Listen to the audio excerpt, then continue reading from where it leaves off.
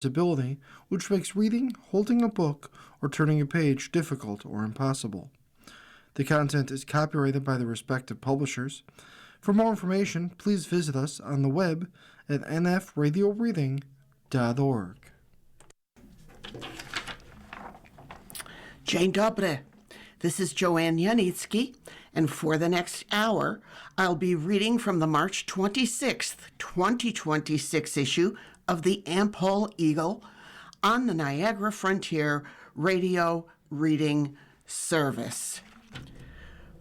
I hope everyone is getting ready for Easter, doing their shopping, and rather appropriately, I think we should start with a little article here about the Broadway market.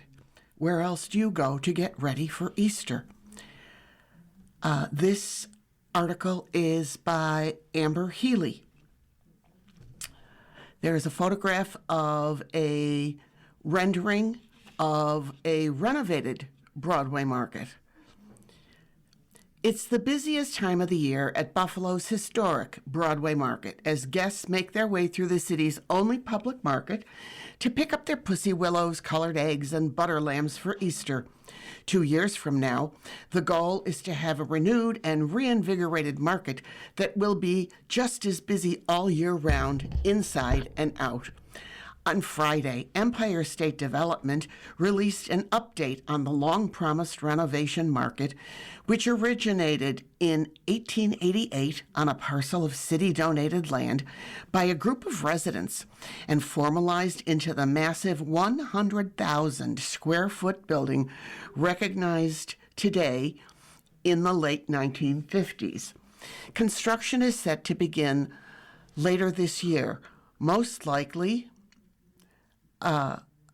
in summer on the two-part renovation that is projected to last 2 years.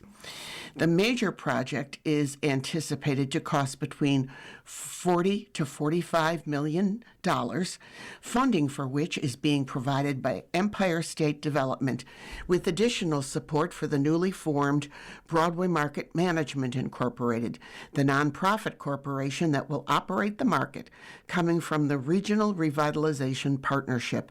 Additional funds will be provided by Downtown Revitalization Initiative funds through the New York Department of State. When the seasonal vendors, those who set up shop for the Easter holiday in particular, have left for the year, quote, they're going to divide the market in half and work on the west side of the market first, says Kathleen Peterson, the market's manager. Quote, where the old Save-A-Lot was, they're going to build production spaces because a lot of our vendors produce the goods they sell, including bakers and horseradish. They'll all have their own production space and a large door to open on Saturday for retail. End quote. The butchers who operate at the Broadway market will be moved into a main aisle, she added. Quote, when that side's done, they'll flip it and do the east side of the market. When it's all done, the front will be pretty much restored to the original design, bringing a lot more of the windows back. It always had that wonderful curvilinear window, so they'll do that again. There will be new signage, of course, and when you come in, there will be a main aisle, so you'll walk in and your prepared food will be up front. And then as you walk back, your butchers will be here with baking and production space to the right, off towards the west side. The other major change is that the parking garage in the back of the building will be torn down, opening the space for outdoor vendors, food trucks, a farmer's market-style space that Peterson is eager to see. The redesign is intended to make the market a vital hub for vendors and shoppers alike, realigning it with how the market used to be, but with a new vision for the future. Empire State Development adds that there will be restoration of various character-defining features, such as the art, modern curved walls and window features of the building's facade and highlighting of the structure's internal concrete elements. and incorporation of new vendor stalls and improved mechanical, electrical, and other internal systems, along with new iconic sign elements and lighting on the Broadway and rear facades. During an event kicking off the Easter season at the Broadway Market Saturday morning, Buffalo Mayor Sean Ryan said he hopes to see people enjoying the market all year. Quote, "It's going to be great, but we're going to bring it into the modern day without losing sight of the great traditions that keep people coming to the market," he said. He continued, "This is where generations of Buffalonians have come. It showcases what makes Buffalo special, what makes Buffalo different, and what makes Buffalo's soul." Peterson sees this investment as one not just in the market, but the whole city. There's so much great stuff going on in this area with the Adam Ichkevich Library, Torn Space Theater, the Central Terminal. The market is due for an overhaul, she says. The design for the renovations from Flynn Battaglia Architects are considered well established and nearly finalized, but will need to be presented to and approved by the Buffalo Planning Board, Peterson says, and a contractor still has to be hired for the project. More details on the project, including a timeline, can be found at www.broadwaymarketrenovation.com. And there are more photos here of the proposed changes. Bright light, looks like a skylight, really wide open spaces, the front, all windows. There are pictures of the current Broadway market, of course, the butter lamb, the horseradish, the Easter chocolates, let's see, cookies, Peeps. What else am I looking at? What look up Święconska basket, produce. The Broadway market is a hidden gem. I try to get over there every now and again because they have fresh, good products, and it's just a fine place to visit and find things you wouldn't find in your usual shopping store.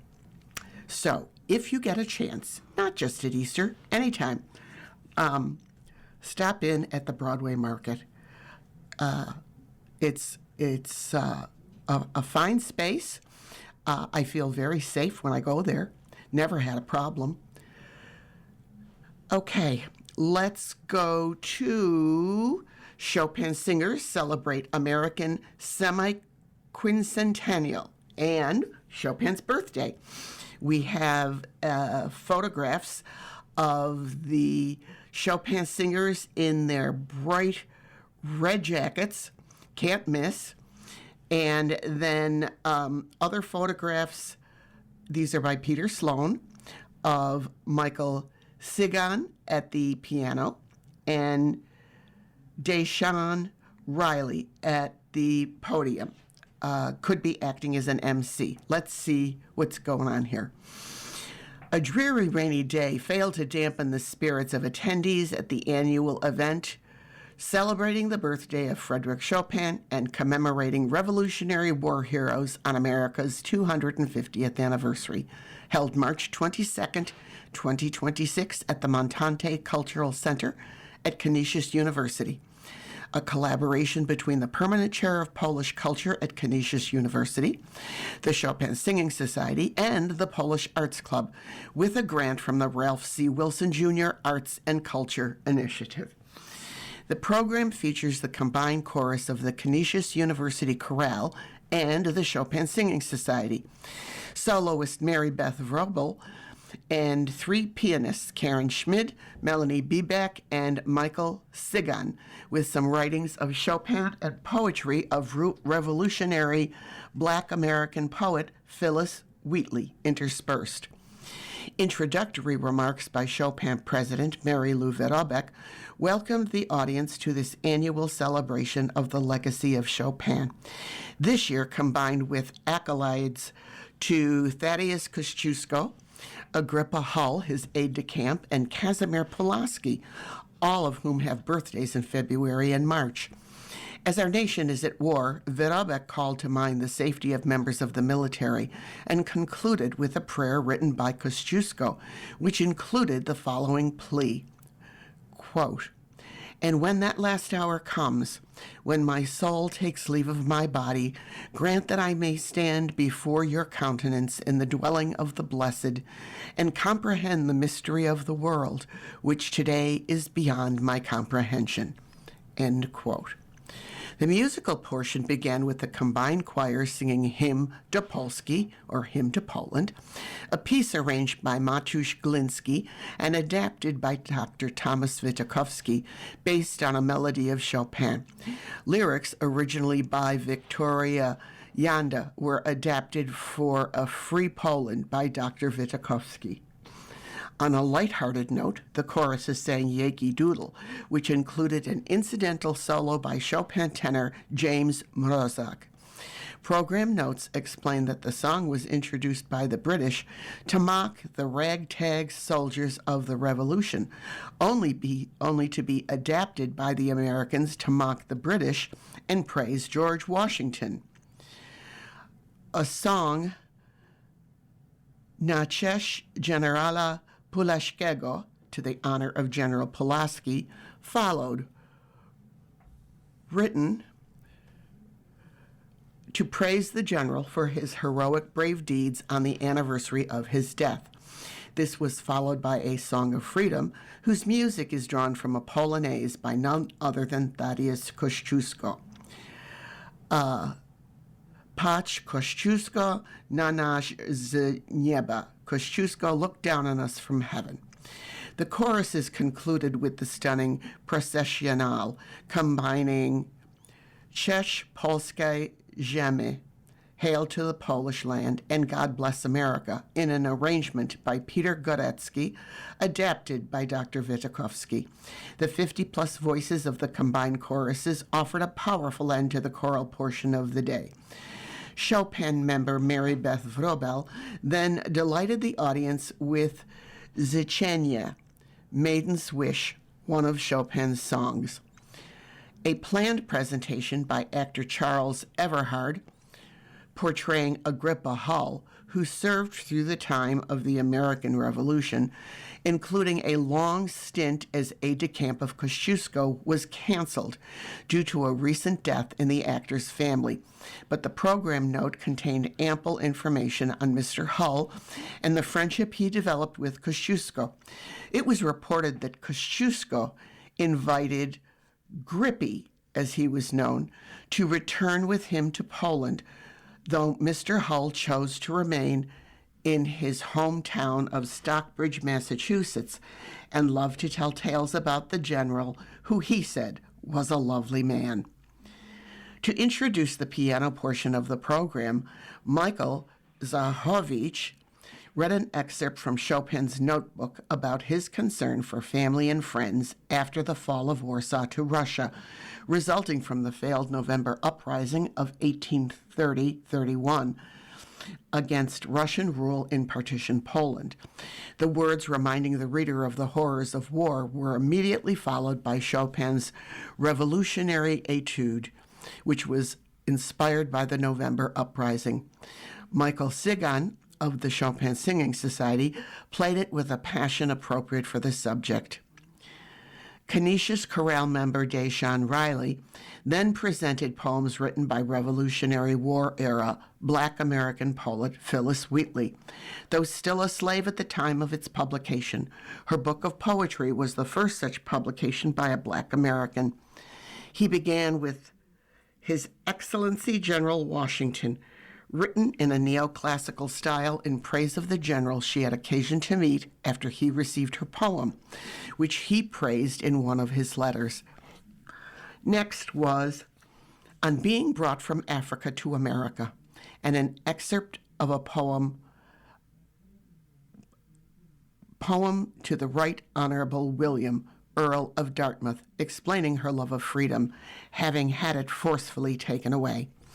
Melanie Bebach, pianist and assistant director of the Chopin Singing Society, followed with a Chopin Mazurka and Nocturne in C minor, Opus 48, number 1. This dramatic, powerful piece was played with controlled emotion worthy of music, often called the jewel in the crown of Chopin's nocturnes. Karen Svietlik-Schmid, who served as accompanist for the chorus section and displayed her considerable talent in accompanying Processional with its dramatic and difficult piano interlude, concluded the program with 2 polonaises and a waltz by none other than Thaddeus Kosciuszko.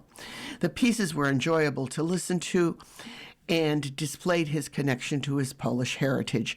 She concluded with the dreamy Chopin Nocturne in D-flat major, Opus 27, number 2, with its song-like quality and beautiful melody, played with an elegance befitting the piece. Praise for the pianist was considerable from the audience, with the Rochester attendee noting that it rivaled excellent program at the Eastman School of Music.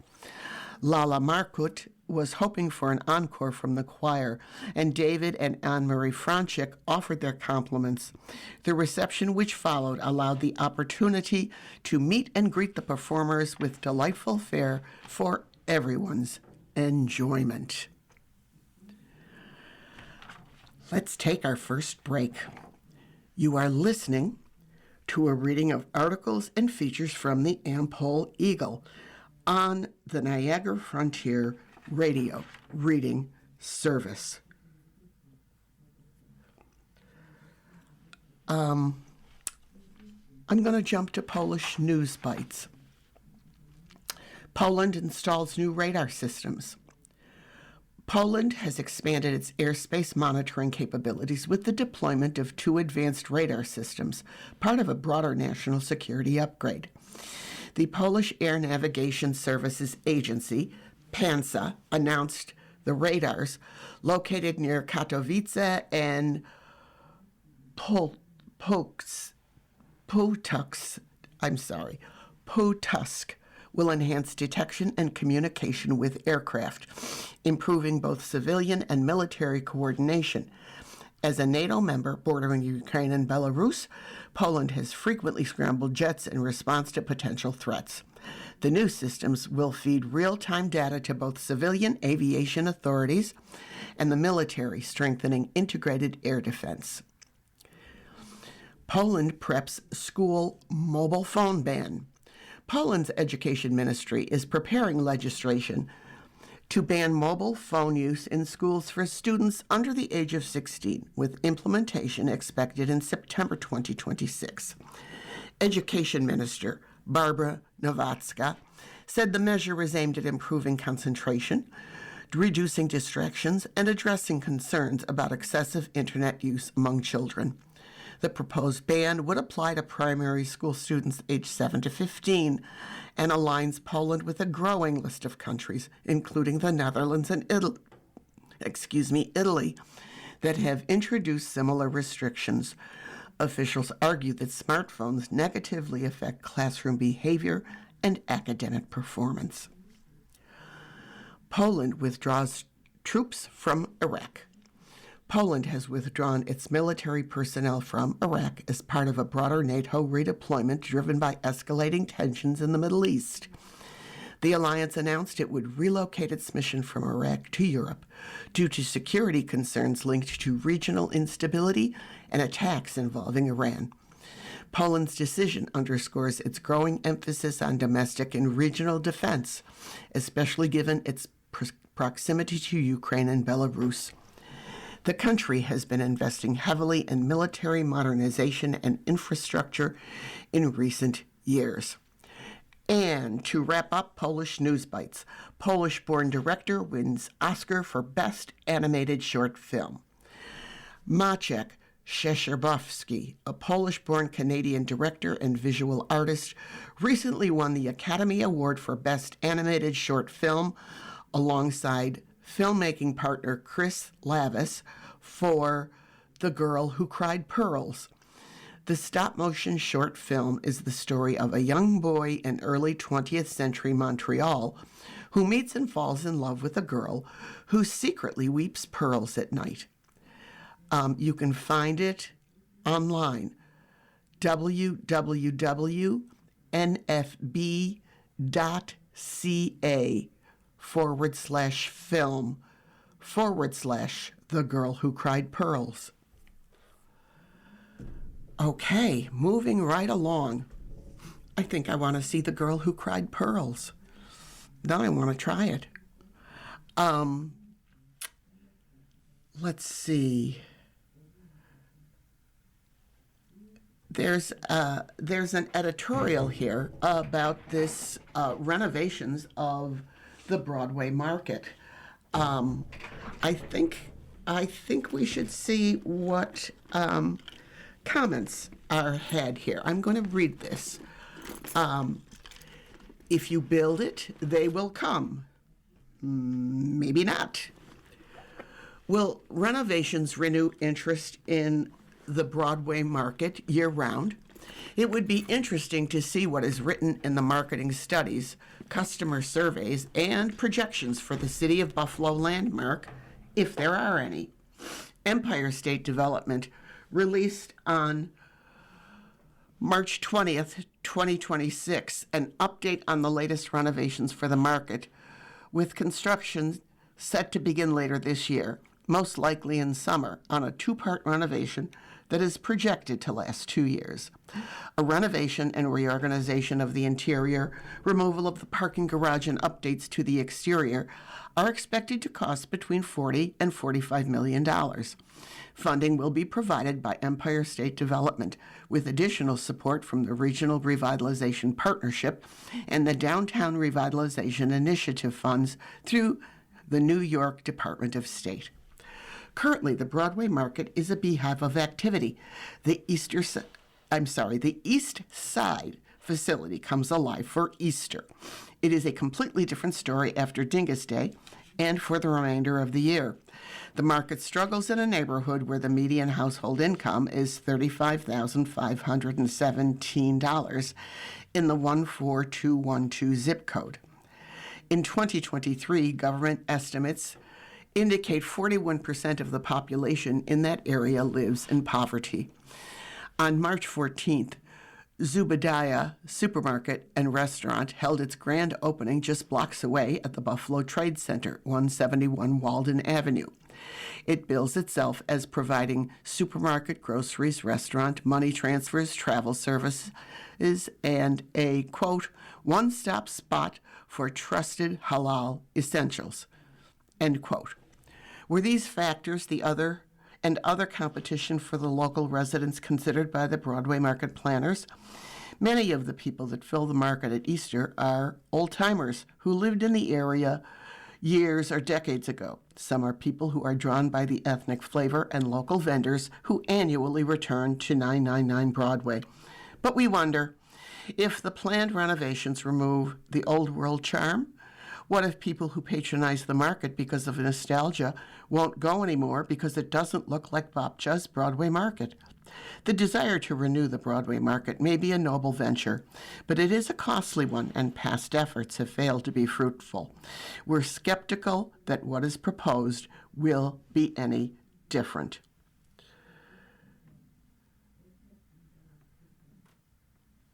There's a letter to the editor. I haven't read this before. I have no idea what this is about, so let's find out. Dear editor, I was dismayed to read about the dispute between the Cheektowaga Town Board and the Polish-American Congress over the Polish-American Arts Festival. Despite the town reducing its support to just $9,000, a fraction of the actual cost, the festival has grown to attract more than 25,000 attendees and continues to promote Polish culture to a diverse audience. The removal of the Pulaski Parade by the Pulaski Association 3 years ago marked a clear decline. Once a televised event lasting over an hour and viewed by thousands, it has been reduced to a brief, lightly attended procession. The replacement Pulaski Festival has likewise failed to draw a meaningful audience. At the same time, Eddie Dobashevich has demonstrated what strong leadership can achieve. The Dingus Day Parade now celebrates its 20th anniversary with 125 floats, thousands of attendees, and national recognition for Buffalo as the Dingus Day capital of the world. The Polish Arts Club of Buffalo honored Eddie in 2018 at a Bienshada banquet in recognition of his outstanding selfless support of Polonia. He received the Order of Merit of the Republic of Poland, presented by Polish President Andrzej Duda during a ceremony in New York City in September of 2023 for his distinguished contributions. Excluding Mr. Dobashevich from this year's festival over actions from more than a decade ago is misguided.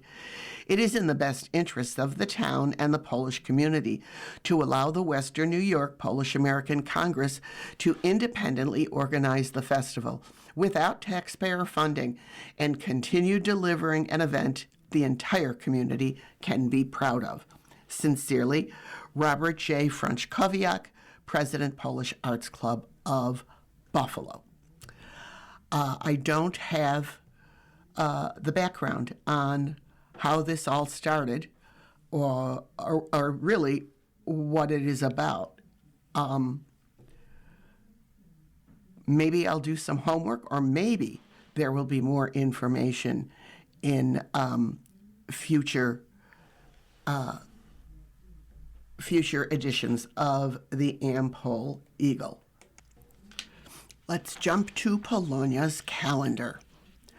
Sunday, March 29th, Polish Saturday School Święconka, St. Stanislaus Social Center, 389 Peckham Street in Buffalo, afternoon Mass. Traditional Easter play, historical presentation by Rick Falkowski, Easter breakfast, basket raffles, and more. $25 per person. Wednesday, April 1st, Holy Wednesday, Tenebrae service, a service of darkness and shadows sponsored by the Greater East Buffalo family of parishes at 7 p.m. at St. Stanislaus, corner Fillmore and Peckham. Services include scripture reading, psalms, and lamentations. Saturday, April 4th, Easter basket blessing with Bishop Michael W. Fisher at 1 p.m. at St. Stanislaus Church, corner of Fillmore and Peckham, a member of the Greater East Side family of parishes. Saturday, they don't mention Dingus Day, but it's in between here. We'll be reading more about Dingus Day, but don't forget that after Easter, that important day after Easter is Dingus Day. Saturday, April 11th, Anna Suklowska-Migon to conduct the Buffalo Philharmonic Orchestra, 7:30 p.m., Kleinhans Music Hall, Symphony Circle. Performance is sponsored by David Schopp and Mark Peszko, the Polish Chair of Polish Culture at Canisius University and the Kosciuszko Foundation. Also Saturday, April 11th, St. John Gualbert Meat Raffle, Fraternal Order of Eagles, 4569 Broadway in Depew, New York. Doors open at 5, first spin at 6 p.m. Ticket admission includes beer, wine, pop, and water. For tickets, we're coming up with a phone number. Call Sue at 716-984-7134. Again, 716-984-7134. Sunday, April 12th, all Polonia Mass celebrating Divine Mercy Sunday and Feast of St. Stanislaus. St. Stanislaus Church, 389 Peckham Street in Buffalo, New York. 10:15 a.m. Mass, reception to follow in St. Stanislaus Social Center. The Polish-American community and friends are invited to gather in prayer. Okay. Let's go on and pick up some information on Dingus Day. There is a photograph of people sitting on what could be school steps or the steps of a building. And right out in front are three nuns, and they're bundled up quite well. It looks like it's a black and white photo, so it's really hard to tell, but we do know that sometimes Dingus Day can be cold and sometimes snowy. It says here, it explains, in years past, spectators could sit on the steps of Our Lady of Chenstohova Church on Oliver Street, that's in North Tonawanda, New York, to watch the Dingus Day Parade. This year, the parade route has moved away from the church and Dumpolsky Hall, but a block party is being organized. Okay. Dingus Day options abound in North Tonawanda by Amber Healy. When it was announced that the Dingus Day Parade in North Tonawanda would shift its route and the location of the post-parade party to the city of Tonawanda, a group of residents were disappointed and frustrated. The parade, now in its 6th year, is no longer based in what was considered the Polish-American community, at least not as deeply or as directly as it had been in the past. Carrie Solinsky is among those North Tonawanda residents disappointed by the change, and for the past 2 months, she's been working to organize a new event, Dingus Day in Polonia, North Tonawanda Block Party, taking place on Monday, April 6th, starting at 5 p.m. in what is considered North Tonawanda's traditional Polish neighborhood. Quote, originally there's a Polish social club on the parade route, and there's also a Polish church that had been there for years and years. When the immigrants came over from Poland, they took up shop in that area because of that church, she says, referring to both Dumpolsky and Our Lady of Chenstohova. OLC. Dumpolsky was a place where many immigrants first learned to speak English and had help getting jobs. Dumpolsky and OLC would host parties and other commemorations for Dingus Day and were initially involved with the parade, Solinsky says. Quote, the parade got bigger and bigger every year. More people started coming. More people were interested in Dumpolsky. They sell memberships, and they brought in the most memberships on Dingus Day, end quote. She says it was not well known until about 2 months ago that the North Tonawanda Dingus Day Parade was changing routes in an effort to bring the city of Tonawanda in on the event. People weren't happy about the change, and Solinsky, with some encouragement from friends, took matters into her own hands. Based on interactions on social media for her event, she says, there's growing interest in people who say they're going to attend the block party. Quote, Oliver Street between 3rd and Center Avenue is shut down that day. The church is right at Center Avenue, and Dumpolsky is on the block between 3rd and 2nd, and the street between will be closed down for people to take their festivities outside, she said. There's another option for people who want to celebrate Dingus Day in a more focused Polish community, she said. It starts at 5 p.m., but it's more of a block party. There'll be vendors, various activities for kids. We're doing a Decorate Your Own Polish Easter egg event, a pierogi eating contest, a 50-50. We should have a bounce house. We'll have a face painter. My daughter's doing a vendor booth. We'll shall have everything Polish. Pussy willows, squirt guns, and she'll be doing the face painting too, with some help from friends. There will also be food trucks available as part of the block party. Dumpolsky is involved as well. There will be eat-in or take-out Polish platters for $20, including gołąbki, a piece of Polish sausage, and 3 pierogi.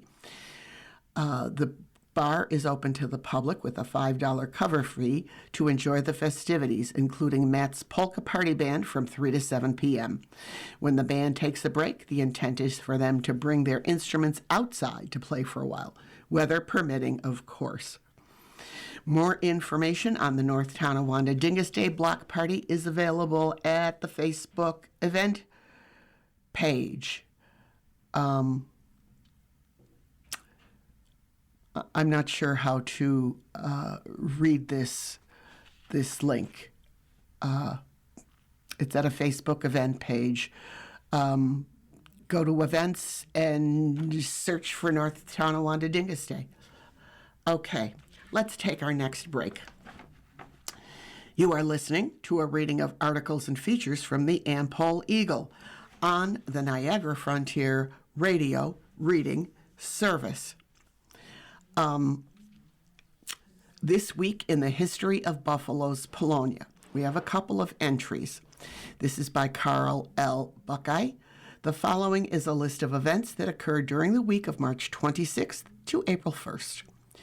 On March 27th, 1976, Henry M. Jackson, a United States Senator from Washington, visits the Broadway market during a visit to Buffalo as a candidate for the Democratic nomination for president.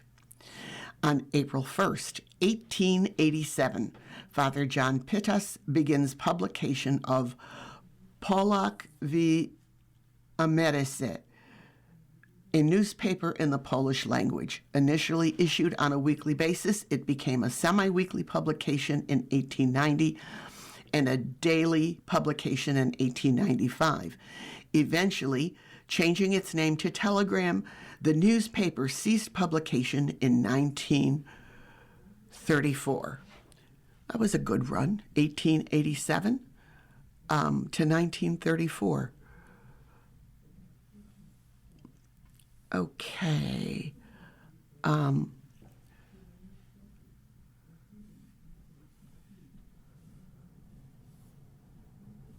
We've got a few ads here, and that brings us to our friend Tom Tadapachki and Tom Talk.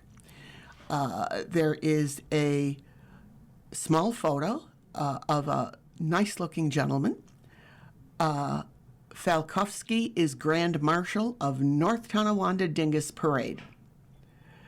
Okay, so it appears that it's not in North Tonawanda anymore. Maybe we'll find out more from reading about Tom. He's always informative.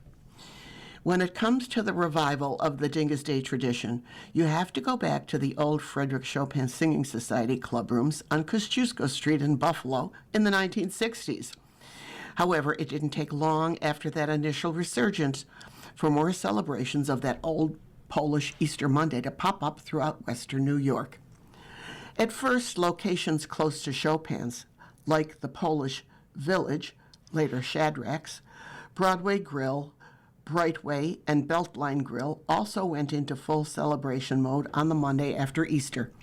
Places like the Central Terminal, the Corner Bar at Peckham and Gibson, the St. Stan's Social Center, the Depew Polish Falcons, and the Matthew Glab Post in Cheektowaga also became enthusiastic celebrants. This is your reader. I don't live far from the Matthew Glab Post, which is on Abbott Road in Lackawanna. I have relatives who belonged to the Matthew Glab Post before I was born. And to my knowledge, it's always been in Lackawanna. I'll check this out, though. Moving right along, Dingus Day in Buffalo became supercharged 20 years ago with the creation of the Broadway Fillmore Dingus Day Parade. That unique, quirky motorcade brought even more excitement to the celebration of Dingus Day in Buffalo's historic Polonia district. Added to Buffalo's festivities last year was the annual Dingus Day Dash, a 3-mile run starting at the Circle on Memorial and Paderewski Drive. Those activities have helped attract more young people and families, as well as people with no Polish ancestry. Today, the festivities in Western New York continue to expand and grow, and some of the largest celebrations are at such diverse locations as Cheektowaga's M Hotel on Walden Avenue, Depew Polish Falcons, and St. Gabriel's Parish in Elma, New York. But there are vibrant Dingus celebrations going on beyond Buffalo and its eastern suburbs. That includes North Tonawanda, which started its own more modest Dingus Day Parade in 2021. This year's much bigger North Tonawanda Dingus Day Parade will be led by Grand Marshal Rick Falkowski. Falkowski has spent more than 6 decades preserving and promoting Western New York's music and entertainment heritage. He is the founder of the Buffalo Music Hall of Fame, owner of Buffalo History Books, coordinator of Tonawanda's Gateway Harbor concerts, and the author of numerous books on local music and history dedicated to sharing the stories and legacy of Buffalo and Western New York. Quote, "I'm honored to be named this year's Grand Marshal," said Falkowski. He continues, "I look forward to celebrating the traditions of renewal and merriment with friends and family across North Tonawanda and Tonawanda." Interestingly, Rick pointed out that his father had been on the board of directors of the Chopin Singing Society back when the Dingus Day tradition was revived. Quote, "Obviously, Anne and Ted Miko were the driving force behind our modern Dingus Day celebration," he said, "but it's great to know that he helped in that effort." End quote. Falkowski added that he's sure that his late father, quote, "will be smiling down on me," end quote. The parade takes place, of course, on Dingus Day, Monday, April 6th, starting at 5 p.m. However, the route has been changed this year. It is expanding geographically, with parts of the celebration moving into the city of Tonawanda. The parade will move down Oliver Street, Goundry Street, and Webster Street, crossing the Renaissance Bridge into the city of Tonawanda. It will end at the Canal Street Pavilion near Canal Street, where the free after-party will take place. That change from the previous route has caused some controversy in the community. Quote, "Change is always difficult," said Rick, "but there were many reasons for it. Having the parade end at the Canal Street Pavilion has a number of advantages. The pavilion has the needed tables, power, and bathroom facilities, and it eliminates the need to rent a tent." Quote, "Since costs are higher and sponsorships are harder to obtain than before, that's very important," he pointed out. After the parade, there will be food and entertainment at the pavilion, along with free face painting and other activities. For more information or to register, visit ntdingusday.com. Again, ntdingusday.com. Of course, there'll be other Dingus celebrations throughout the area, including those at the Dumpolsky and Our Lady of Częstochowa Church, both located on Oliver Street in the Lumber City. Check out last week's Am-Pol Eagle or the online guide at ampoleagle.com for information. Not only has the celebration of Dingus Day grown and expanded, but it has diversified as well. As we see in North Tonawanda, whether you want to listen to polkas, drink beer, eat kielbasa, have sweets and coffee, or get your face painted, there are options out there. No matter how you want to celebrate Dingus Day, there's something for you in Western New York. Another fine job by Tom Tadapachki.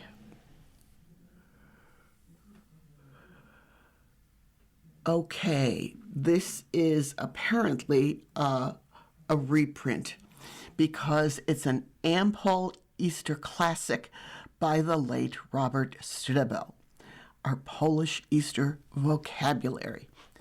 Some of the following entries may refresh the memory of those who grew up in a Polonian neighborhood, but no longer live there and haven't spoken much Polish in years. But even if you speak little, if any, Polish, certain cultural concepts are worth knowing since they are part of our ancestral heritage. The Easter season is full of such terms and phrases. Feel free to reproduce the following in a club newsletter or website, parish bulletin, or wherever it will get the most exposure. Alleluia. This is the Polish spelling of Alleluia. Alleluja. The term Alleluia in Hebrew means praise Jehovah. In Polish tradition, it is closely associated with Easter. In fact, it forms part of the traditional Easter greeting, Wesołego Alleluja. Baba, babka, baba, tall, tapered, usually yeast-raised cake, a typical Easter treat. Baranek, Easter lamb, made of cake, butter, sugar, wood, fleece, plaster, or plastic, and placed in the Easter basket and on the Easter table is the main centerpiece. Biale Borscht, tart white Easter soup containing eggs, sausage, etc., typical of eastern Poland, similar to Zurek. I love my Biale Borscht. Boże Grób Pański, a tableau of our Lord's tomb, or the Holy Sepulchre, usually set up at one of the church's side altars, surrounded by flowers, ferns, and candles.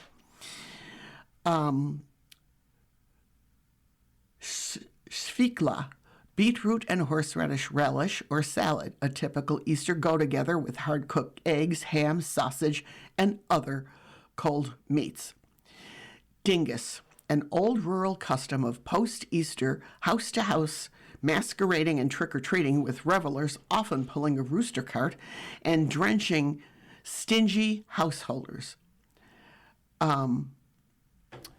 Dingus Day, Easter Monday celebration in Polonia, especially popular in Buffalo and South Bend, Indiana, but also celebrated by pole ams in Chicago, New York, Detroit, and elsewhere. And I'll mention Cleveland. Jajko, that's the Polish word for egg. At Easter time, a prominent ritual artifact in food symbolizing new life. Just as a chick pecks its way out of its eggshell confinement, so too Jesus broke out of his entombment when he rose from the dead. Kielbasa, sausage, a typical Polish Easter treat. Both the biala, or fresh, and wędzona, or smoked varieties, are served hot and cold, boiled and baked, as well as in soups.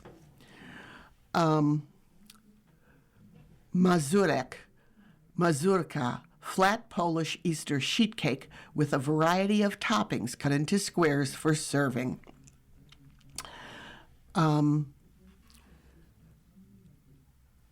Pashka, this Ukrainian term, is used to mean babka by Poles with roots to the eastern borderlands in eastern Poland. Pasha, a rich Easter dessert made of curd cheese and containing raisins and other southern fruits, candied orange rind, nuts, etc. Pisanki, patterned Easter eggs made by applying designs with a special stylus or pin dipped in molten beeswax, then dyeing the eggs. To get multicolored eggs, the procedure could be repeated a number of times. Sernik. Many people are lovers of cheesecakes all year round, but they are an especially common treat on the Polish Easter table. Smigus Dingus, Easter Monday custom of boys drenching girls with water. Święcone, the Hollow Fare, Easter food blessed in church on Holy Saturday and served on Easter morning to end the Lenten fast. The term applies both to the food and to the meal, which could be translated into English as Easter breakfast, brunch, or lunch. Święconka, in Poland, the wicker basket in which Easter food is blessed, or the custom itself. In Polonia, also an Easter party, dinner dance, usually held during Easter week. Wesołego Alleluja, Happy Easter, traditional holiday greeting. Excuse me. Wesołe Świąt, Happy Easter, a more secular version. Zur or Zurek, a rye meal soup, a meatless version of this tart soup, was once a dietary mainstay during Lent. On Easter Sunday, a much tastier, smoked meat-based version is served, and that would be my favorite, biale borscht. Let's take our last break. You are listening to a reading of articles and features from the Am-Pol Eagle on the Niagara Frontier Radio Reading Service.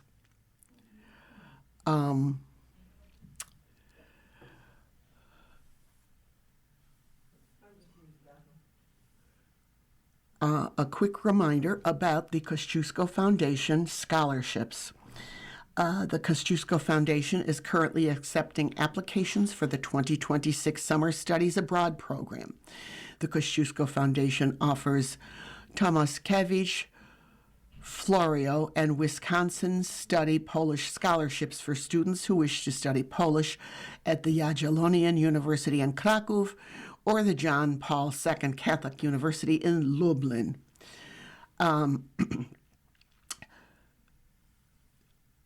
For details, email exchange to Poland at thekf.org. I'll do it again. Exchange to Poland, no space, at, the at sign, thekf.org. Or you can call 212-734-2130. Phone number 212-734-2130. If you know anyone who's even a little bit interested, they should look into this. Taking a trip to Poland to learn Polish, what a better way to do it.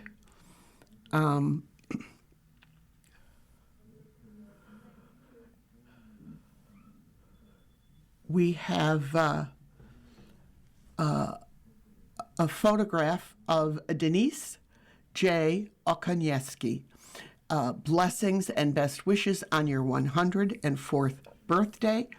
And I'm telling you, this woman looks like $1 million. Okay, I'm scrolling through here.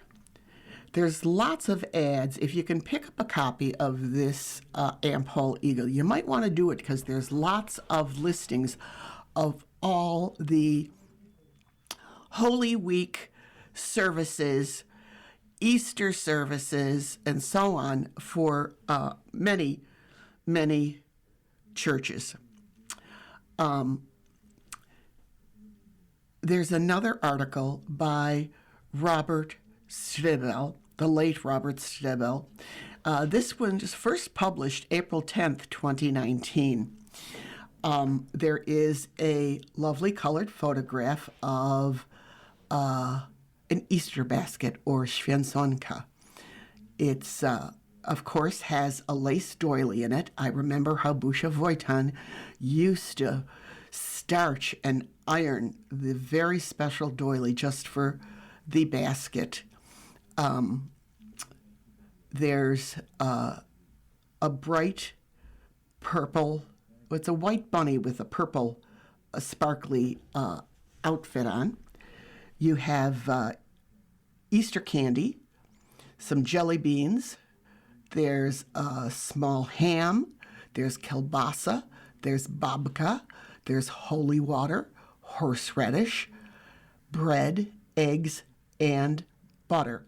I'm a little disappointed. It's not a butter lamb. It's just a stick of butter. Okay, let's see how Robert explains how to do this.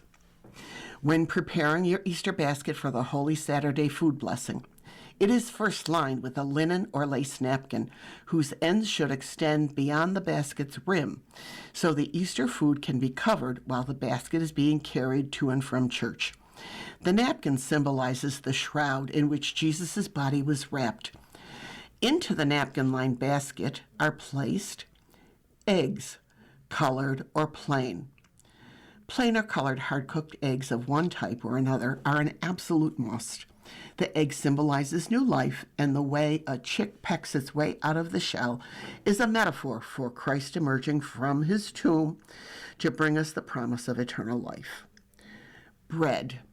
This is our daily bread, the staff of life, and the bread of life, a metaphor for the redemptive grace Christ has upon mankind. Small round loaves of bread, whose tops are marked with a cross, are specially baked to fit in Easter baskets, but a slice of rye bread is also okay. It better be. Meat and sausage. A piece of kielbasa, a slice of ham or roast meat are usually included. All meats are symbolic of the Paschal Lamb or Christ resurrected, his victory over death, and his promise of eternal life.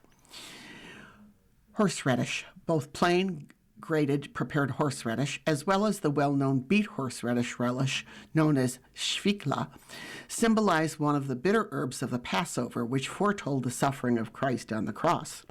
It is also symbolic of life, in which one must accept the bitter with the sweet. Vinegar, a small cruet of vinegar, symbolizes the sour wine, which Jesus was given on a sponge to drink while hanging on the cross. Salt in a salt cellar, salt shaker, or a small paper cone containing a symbolic portion, 1 teaspoon or so, retards spoilage, improves the taste of food, and symbolizes that which preserves us from corruption and adds zest to daily life. Pepper in a pepper pot, pepper shaker, or a small paper cone containing a symbolic portion, a teaspoon or so, is another seasoning that adds zest and preserves food. Like horseradish, it was one of the bitter herbs of the Passover. Easter cakes: babka, mazurek, platzek, chowka, sedanik. Babka, a whole small babka or just a slice, together with servings of other traditional Easter cakes, are among the typical contents of the traditional Polish Easter basket. Following the 40-day period of Lenten self-denial and mortification, cakes and confections symbolizing the sweetness of eternal life can now be freely enjoyed in celebration of Christ's resurrection. Wine and other spirits. Some, but not all, Poles include a small decanter or cruet of wine or other spirits in their Easter basket. Its judicious use was sanctioned by Jesus at the wedding feast at Cana, and wine was raised to the altar at the Last Supper, where Christ originated the Eucharistic sacrifice of the Mass. The Easter lamb. Although this is the prime Easter symbol, it is added to the basket last so it can guard over the remaining ingredients and be clearly visible during the blessing. The lamb is usually made of butter or of sugar, but can also be of dough, wood, plaster, fleece, or even plastic. It wields a usually red banner of resurrection emblazoned with a gold cross. Well, if you haven't even started getting your święconka basket ingredients ready, you have some work to do. And on that note, I'm going to end so I can go home and start making my platzeks. You've been listening to a reading of articles and features from the March 26th, 2026 issue of the Am-Pol Eagle. We read from the Am-Pol Eagle every Saturday at 3 p.m. Your reader has been Joanne Janitsky. Thank you for listening. Do widzenia. Coming up next in the Niagara Frontier Radio Reading Service, we have the Grand Island Niagara County Tribune Sentinel. At 5 o'clock, we have the Lockport Union Sun and Journal. And at 6 o'clock, we got the Wall Street Journal Off Duty. Stay tuned for these readings and more. If you're listening to this publication online, you're probably using our website, a podcast player like Spotify or iTunes, a streaming service like Siro, or a smart speaker. Did you know that we now have a dedicated app that can be downloaded to any mobile device, like a smartphone or tablet, for free? App users can conveniently access our live stream and any episode of our podcast easier than ever. To download the app, just type NFRRS in the search window in the Apple App Store or in the Google Play Store. Contact us anytime if you have any questions by calling 716-821-5555, extension 5. Thank you.